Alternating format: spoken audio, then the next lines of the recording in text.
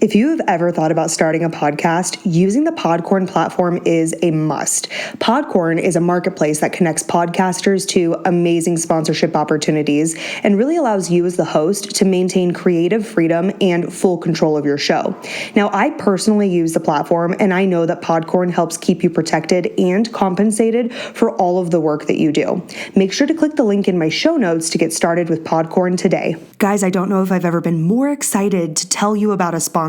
It's called Children's Business Fair. And let me ask you a question. Is the classroom the best way to teach your kids about money and business? Well, of course it's not. And real learning comes from doing. Welcome to Children's Business Fair. It's a one-day event where young people can launch and showcase a business. You'll be amazed by what children can accomplish, and it's really a great way to bring your neighborhood to life. Launching a Children's Business Fair is super easy, and it's free. And guess what? They'll even throw in $500 of prize money. Just go find out more at podcast.childrensbusinessfair.org to get a children's business fair in your area today.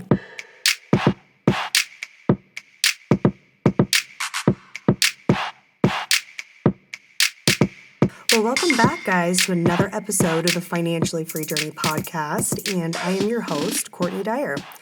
And welcome back.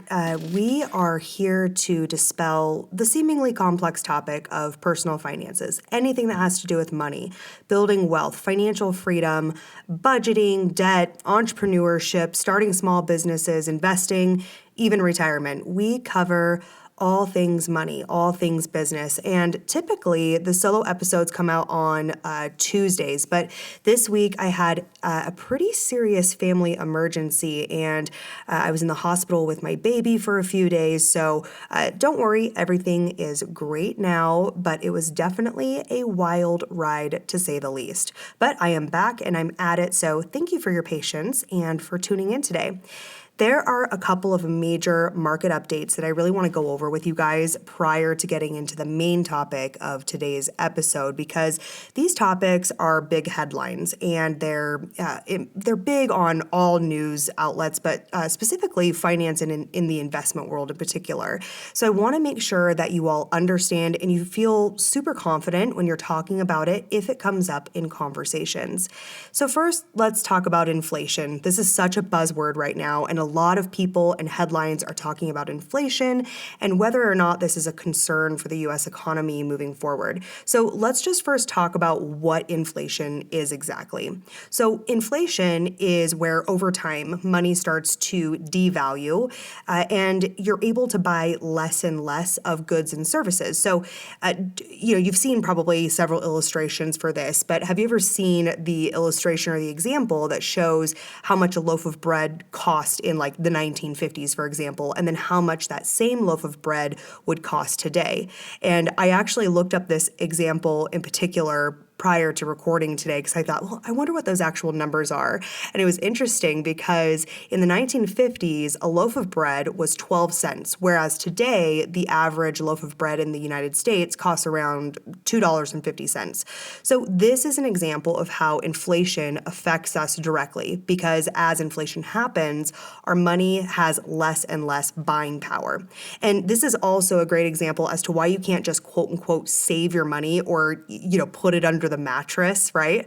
You have to invest your money to at least keep up with the pace of inflation, but ideally outpacing inflation so you can get a great return and grow your money.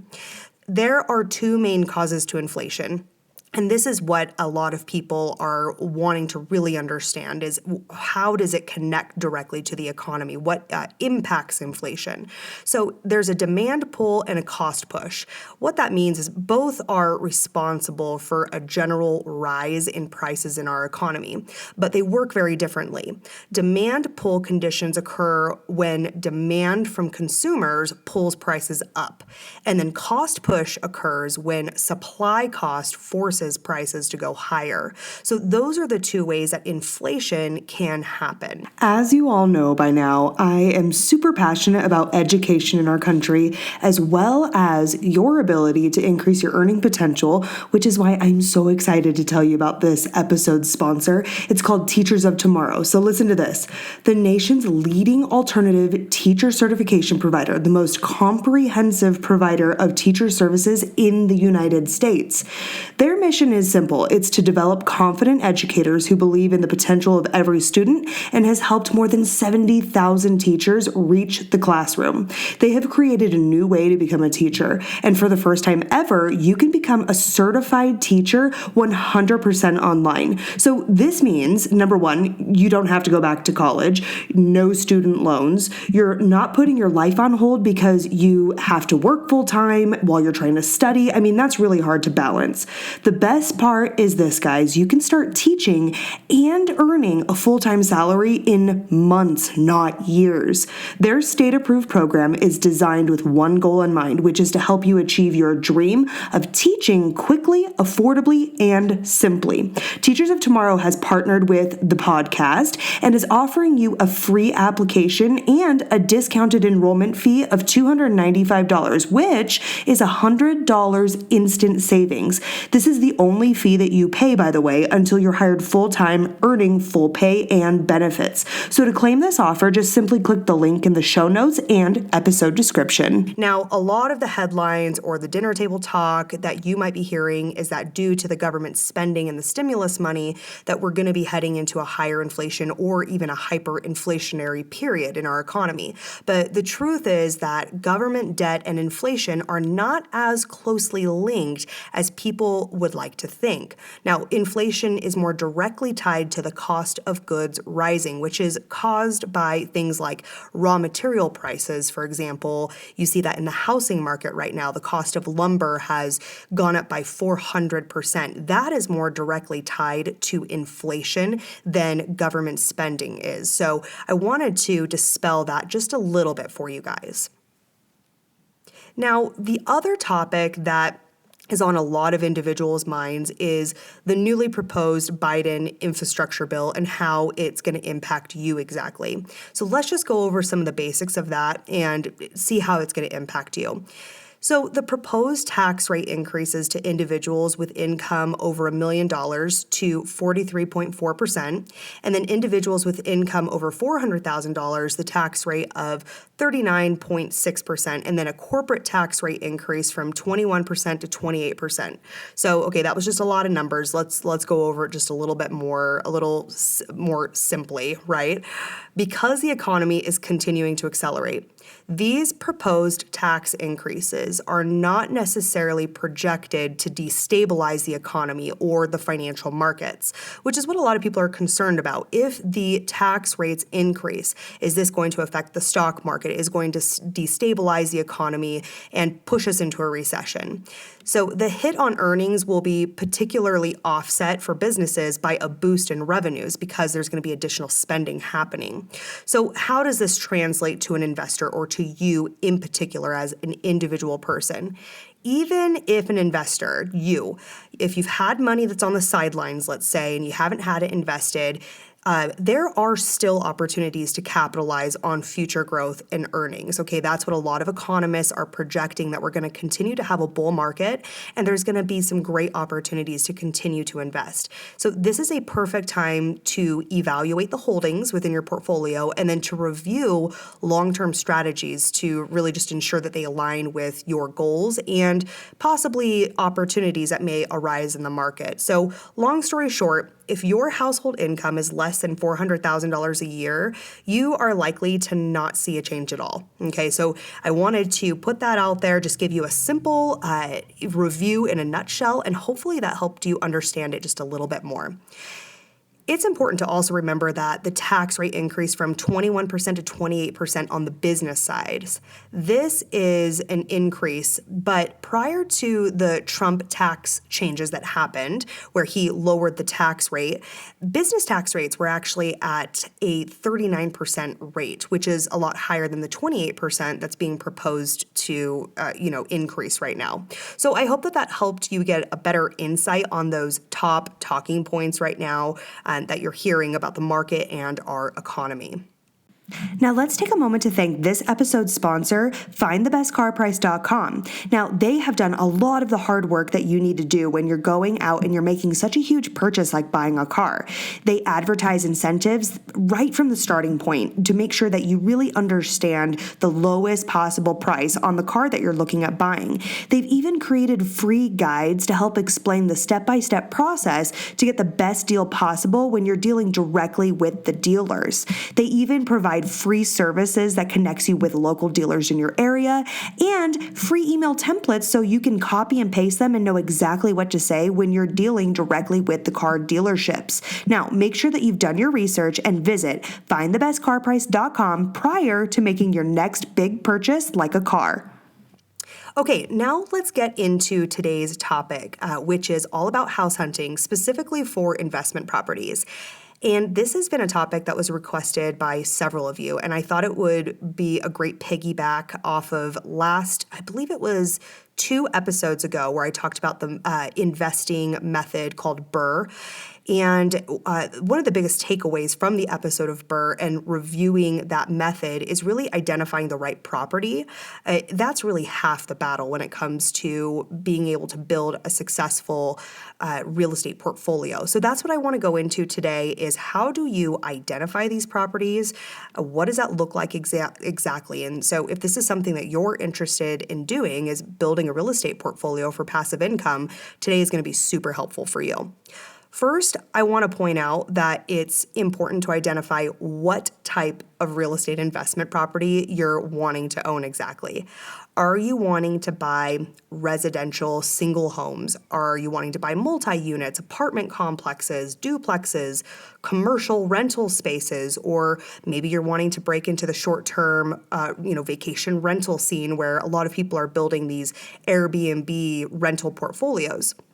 You need to really identify the type of landlord you want to be and then come up with a good and defined plan on the type of real estate that you want to buy first and foremost, okay? That way you are consistent with your approach.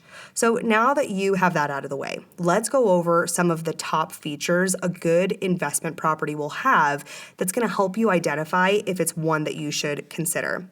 First and foremost, you hear it and it's not just a figure of speech. Location, location, location. You always hear this, and it is absolutely tried and true when it comes to buying real estate. And I'm here to confirm for you that it is absolutely critical, okay? Because if it's not in a good location that people are going to want to rent or buy, or if you're doing short-term properties where people want to go vacation, then that is not going to be a great opportunity to buy into, right? So you want to make sure that the location is something that is in a really good neighborhood. And also you need to think about the type of tenants that you're wanting to attract for your vacancy. Is this neighborhood aligned with the type of tenants that you're going to want to be a landlord for? Is it going to be near a university? Chances are you're going to be, a landlord for students, right? And so you need to think about the area. And again, does it align with the type of real estate portfolio you're wanting to build? Second is property taxes. Property taxes will vary widely across your targeted area, so you really want to make sure that you're aware of how much you're going to be losing to property taxes, and you need to factor this into your calculations. High property taxes are not always a bad thing. In a great neighborhood that attracts long-term tenants, for example, this could be, something that would maybe offset that, right? Having a really great long-term lease. But you need to look into the property taxes and understand how that's going to play into your overall calculation and your profit and loss for the property. The third thing that you really need to look into is schools. And this is definitely more towards the long-term residential real estate portfolio, but consider the quality of the local schools that you're dealing with, especially if, like I said, if it's single, family-sized homes that you're wanting to buy. Although you will be mostly concerned about the monthly cash flow, obviously, the overall value of your rental property comes into play when you eventually sell it as well. So if there's not a good school system nearby, it can, number one, deter really great tenants, and number two, it can impact the overall appreciation of the property in the future for your investment.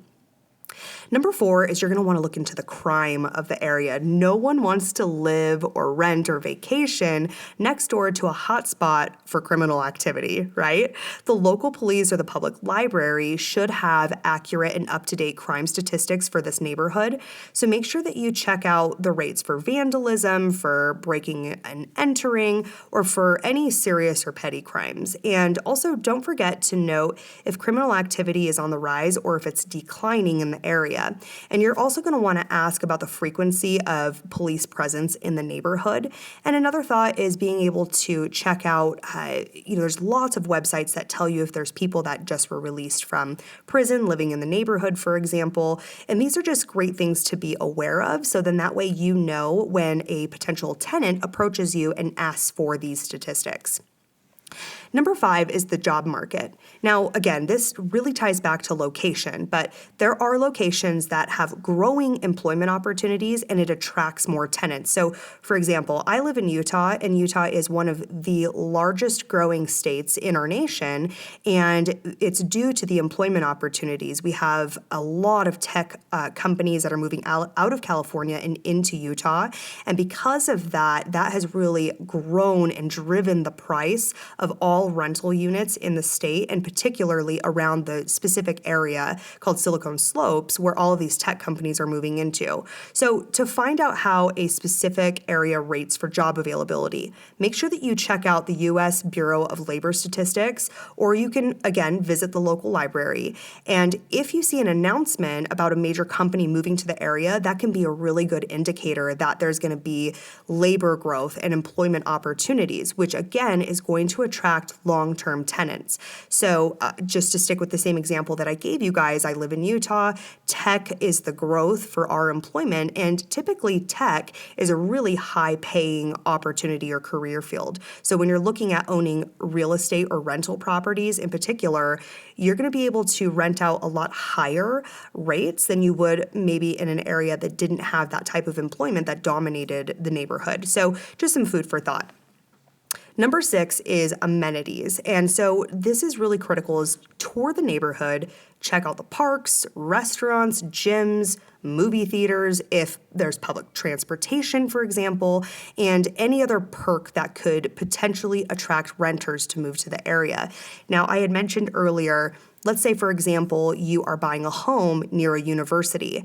Well, is there public transportation nearby where, most students are not going to be having a car, for example? So that's going to be really critical to that specific example. So make sure that the amenities align with the type of property that you're buying into, and make sure that it makes sense for that property and that area, so that way you can attract really good tenants.